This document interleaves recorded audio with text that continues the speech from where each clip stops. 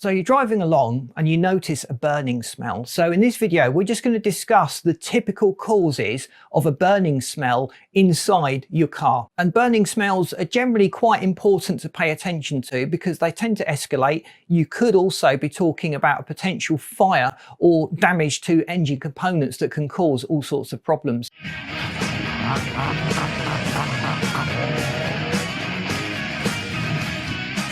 So let's just look at some of the common causes of that burning smell while you're driving along. So the engine itself gets pretty hot. The exhaust coming out of the engine is probably one of the hottest components within the engine. And in most engines, that exhaust headers and the downpipe from the exhaust will run underneath the engine. So if the engine is leaking oil anywhere, that oil is going to drip straight on to this extremely hot surface. And that's going to start to burn almost straight away. You'll probably even get substantial amounts of smoke coming out of it.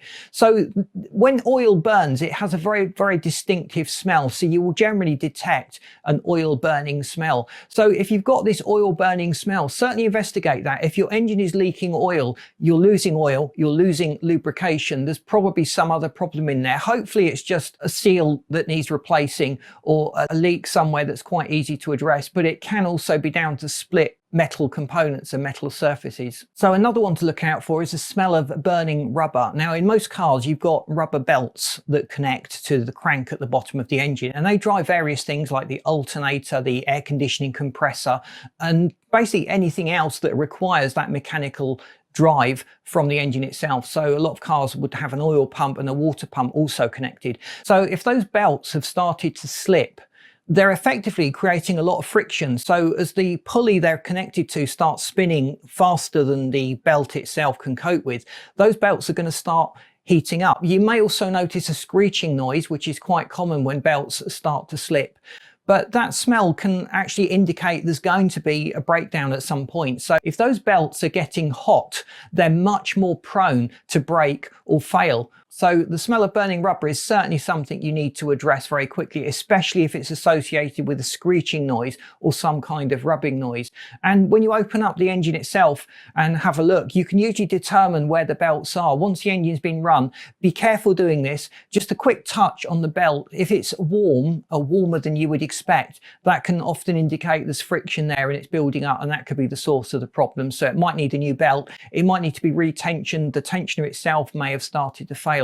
But it's certainly something you shouldn't really ignore. Other rubber burning smells, your tyres are made of rubber obviously, so if they're starting to rub on components in the car, now that'll typically manifest itself when you go over bumps, if you've got a lot of load in the car, or when you have the car at full lock.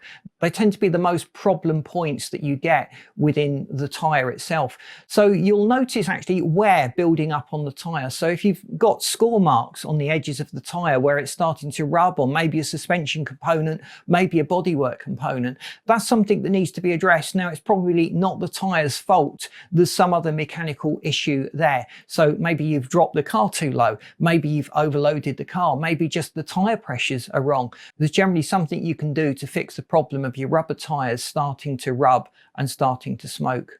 So electrical smells are certainly something you need to look out for. So smoke can often come from a fuse. If the fuse box is starting to get too hot and you've just blown a fuse, you'll get that distinctive electrical smell within the car. So you will often have a warning come up on the dashboard to show that a fuse has blown, that some component within the car is not working properly. Or you may just notice that an auxiliary system is not working anymore. It could be the interior light, it could be the radio, it could be anything really.